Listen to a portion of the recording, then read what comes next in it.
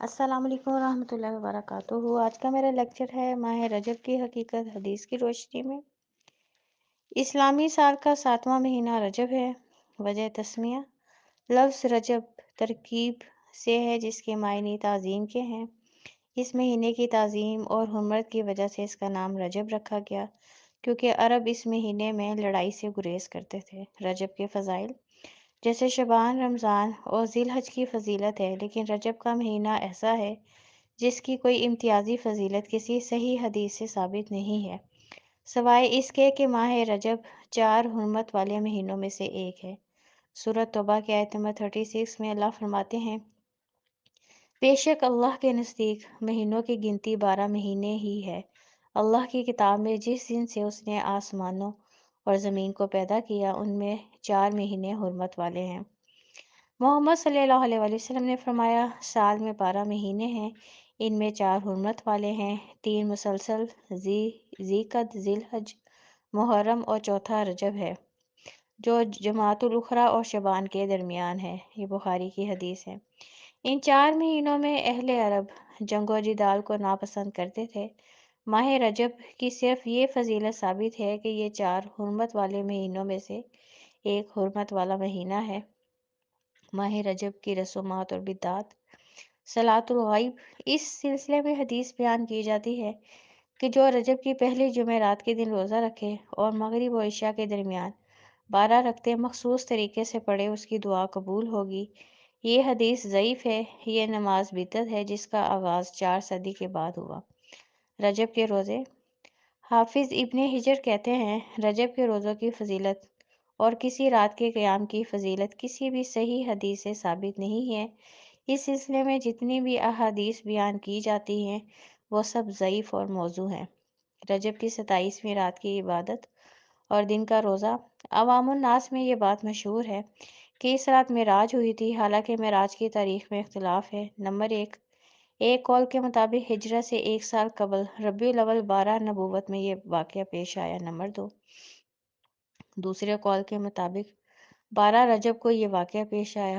Number 3، تیسرے قول کے مطابق یہ ہجرت سے 6 ماہ قبل یا 11 ماہ قبل واقعہ پیش آیا۔ نمبر 4، الرحیق المختوم میں ہے کہ یہ واقعہ مکی زندگی کے آخری دور میں پیش آیا، لہٰذا یہ بات جو لوگوں میں مشہور ہے کہ واقعہ 27 رجب کو ہوا درست نہیں ہے۔ نمبر 5، فرض کریں درست بھی ہو تو اس سے یہ ثابت نہیں ہوتا کہ اس رات اور اگلے دن عبادت کرنی چاہیے۔ یہ عبادت اور روزہ محمد صلی اللہ علیہ وسلم کی سنت سے ثابت نہیں ہے۔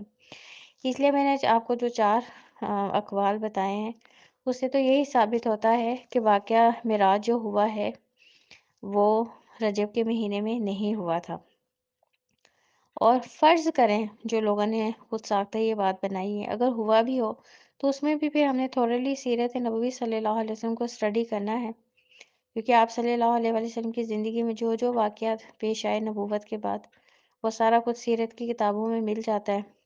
تو اگر رجب کے مہینے میں یہ ہوا ہوتا یا آپ صلی اللہ علیہ وسلم نے عبادت کی ہوتی اور امت کو کہا ہوتا کہ دن کا روزہ رکھنا ہے تو پھر تو ہم رکھ لیتے۔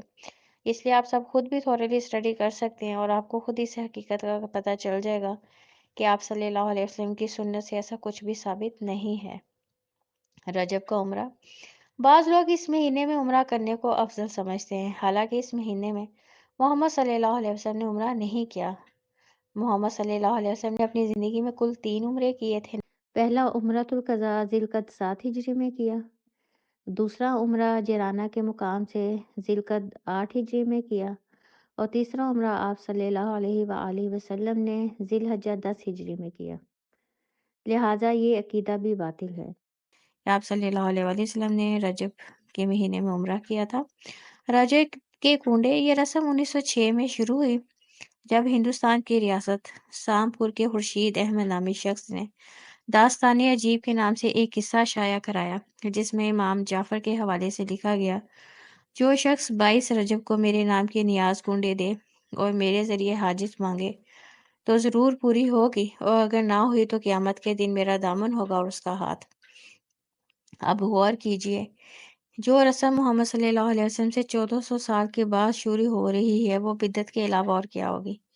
نمبر 2، غیر اللہ کی نظر و نیاز دینا شرک فی العبادت ہے، کیونکہ اللہ نے سورۃ بقرہ میں بھی کہا ہے، سورۃ مائدہ میں بھی کہا ہے کہ غیر اللہ کے نام کی جو بھی انسان نظر و نیاز دیتا ہے وہ شرک ہے۔ نمبر 3، یہ حضرت امام جعفر جیسی ہستی کی شخصیت پہ الزام ہے کہ انہوں نے شرک کرنے کا حکم دیا۔ نمبر 4، اصل میں 22 رجب کو امام جعفر کی ولادت ہوئی، نہ وفات، اور نہ آپ کی زندگی کا کوئی اہم واقعہ اس دن پیش آیا۔ نمبر 5، اصل بات یہ ہے کہ کاتب وحی حضرت امیر معاویہ رضی اللہ تعالیٰ عنہ نے 22 رجب کو وفات پائی، لہٰذا جو لوگ ان کو برا بھلا کہتے ہیں وہ اس دن نیاز دے کر خوشی مناتے ہیں۔ یہ شیعہ فرقے کے لوگ کرتے ہیں۔ ان کے کیلنڈر پہ 22 رجب کو مرگ معاویہ نعوذ باللہ لکھا ہوتا ہے، اس لیے وہ خوشی میں جو ہیں کنڈے بھرتے ہیں، اور آج سنی لوگ بھی کنڈے بھر کے یہ شرک کرتے ہیں، اور اللہ تعالیٰ ہم سب کو اس گناہ عظیم سے بچائے۔ تو اس لیے جو 22 رجب کو کنڈے بھرے جاتے ہیں، چاہے وہ کسی بھی فرقے کے لوگ بھر رہے ہیں، وہ میں نے آپ کو حقیقت بتا دی ہے وہ کس بنا پر وہ کنڈے بھرتے ہیں۔ تو اس لیے اس دن ایسے شرک والے کاموں سے، غیر اللہ کے نام کی نیاز سے ہم سب کو بچنا چاہیے۔ اس مہینے میں زکوٰۃ دینا، اس مہینے کو زکوٰۃ کے لیے مخصوص کرنا بھی بدعت ہے۔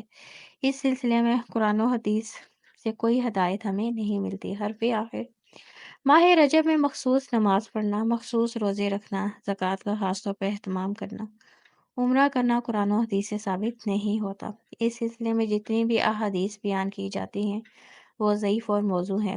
معراج کے موقع پر حضرت محمد صلی اللہ علیہ وسلم کو 3 تحفے ملے۔ نمبر 1، اللہ نے آپ صلی اللہ علیہ وسلم کو 5 وقت کی نماز کا تحفہ دیا۔ نمبر 2، سورۃ بقرہ کی آخری 2 آیات کا تحفہ دیا۔ یہ 2 واحد آیات ہیں جو اللہ تعالیٰ نے خود آپ صلی اللہ علیہ وسلم کو اس موقع پر دی۔ باقی پورا قرآن آپ صلی اللہ علیہ وسلم کے پاس حضرت جبرائیل علیہ السلام لے کر آتے تھے۔ وہ آیات اللہ نے خود آپ صلی اللہ علیہ وسلم کو وحی کی۔ نمبر 3، اللہ نے محمد صلی اللہ علیہ وسلم کو امامت کا تحفہ دیا تھا، کیونکہ آپ کو پتہ ہے آپ صلی اللہ علیہ وسلم نے مسجد اقصیٰ میں تمام انبیاء کرام کو جو ہے نماز پڑھائی تھی، اور امامت آپ صلی اللہ علیہ وسلم نے خود کی تھی۔ مسلمانوں کا واقعہ معراج کو سمجھ کر کرنے والے کام۔ نمبر 1، نماز جو ہے 5 وقت کی پابندی کے ساتھ پڑھیں۔ یہ واقعہ معراج کا تحفہ ہے مسلمانوں کے لیے۔